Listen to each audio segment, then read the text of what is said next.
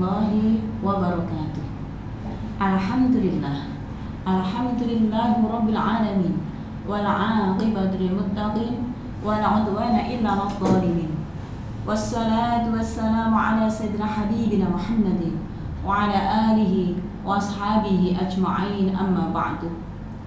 Muslimin muslimat rahimakumullah dimanapun berada, tiada kata yang lebih indah dan lebih afdal selain ucapan syukur kepada Allah Subhanahu wa taala atas segala nikmatnya, terutama nikmat kesempatan, kesehatan serta umur yang panjang, sehingga pada tahun ini kita bertemu kembali dengan syahrul Ramadan, syahrul mubarak, bulan yang penuh dengan rahmat Allah, bulan yang penuh dengan ampunan Allah, serta bulan yang penuh berkah Allah. Untuk itu, mari bersama-sama kita ikrarkan dengan ucapan hamdalah, alhamdulillahirabbil alamin.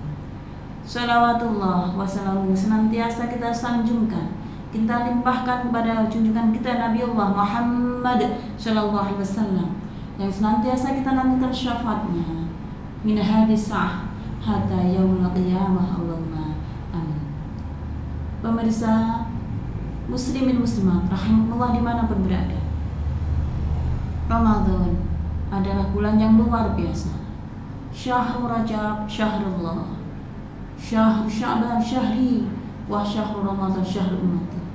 Bulan Ramadan adalah sebuah bulan yang oleh Allah khusus diprioritaskan untuk semua orang muslim dan muslimah.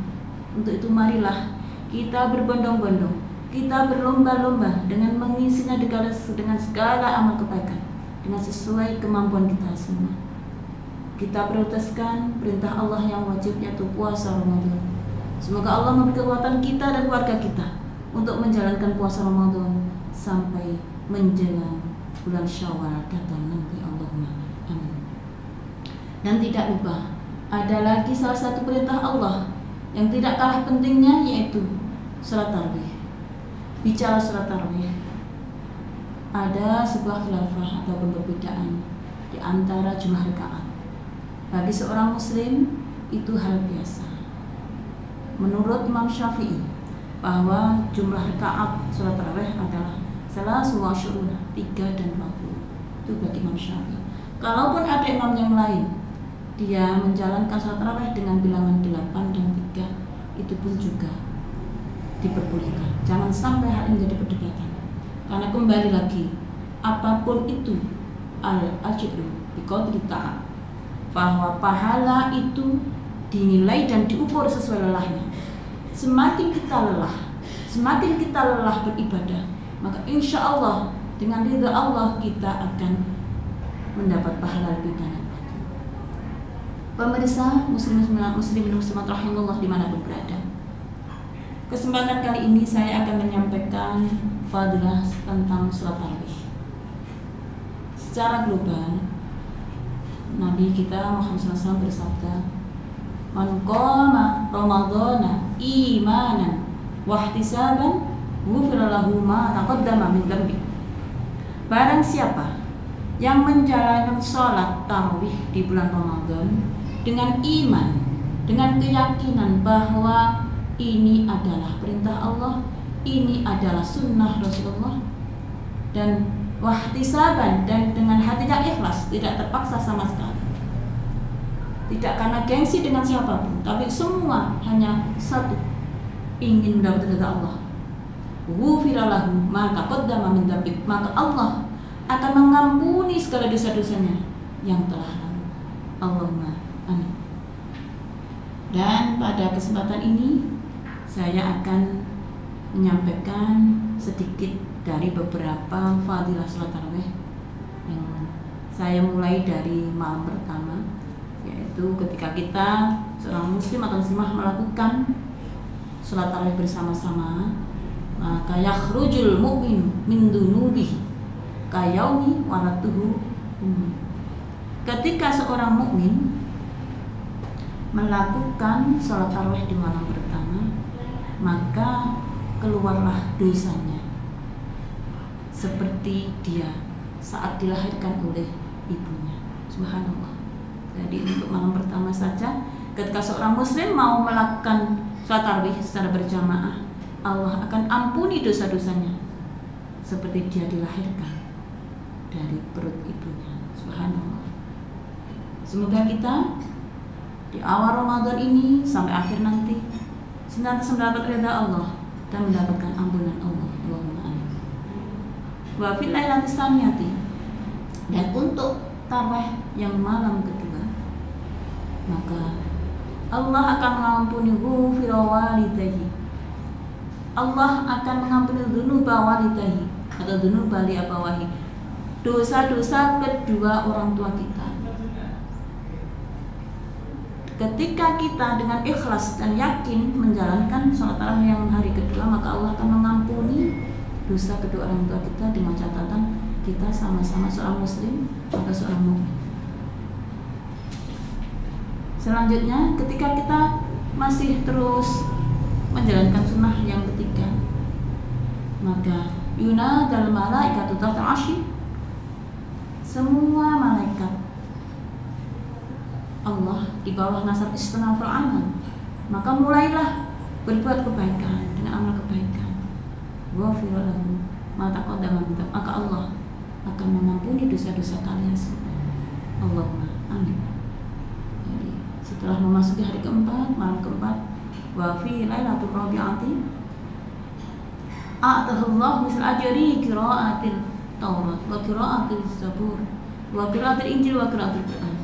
Maka bagi seorang mukmin atau mukminat yang melakukan sholat tarawih di malam keempat, maka Allah akan memberikan pahala bagi mereka, yaitu seperti pahalanya orang yang sedang membaca kitab Taurat, kitab Zabur, kitab Injil, kitab Al-Quran. Subhanallah. Begitu murahnya Allah dengan sifat rahmatnya kepada seorang muslim atau muslimat yang mau melakukan, yang akan menggantikan lelahnya dengan segala pahala yang luar biasa. Muslimin, muslim rahimahullah, untuk malam yang kelima, barang siapa yang mau melakukan sholat tarawih di hari kelima, di malam kelima, maka a'tahullahu kas-sholati fi Masjidil Haram wa Masjidil Madinah wa Masjidil Aqsa. Maka Allah akan memberikan dia seperti pahalanya orang yang sedang sholat di Masjidil Haram di Makkahul Mukarramah dan Masjid Madinah Nabawi serta di Masjid Aqsa Palestina. Subhanallah. Tanpa kita berlelah bersusah payah memakai biaya yang banyak, kita sudah mendapatkan pahala seperti kita melakukan sholat di Masjidil Haram, Masjid Madinah serta Masjidil Aqsa. Subhanallah. Syukur ala nikmatillah.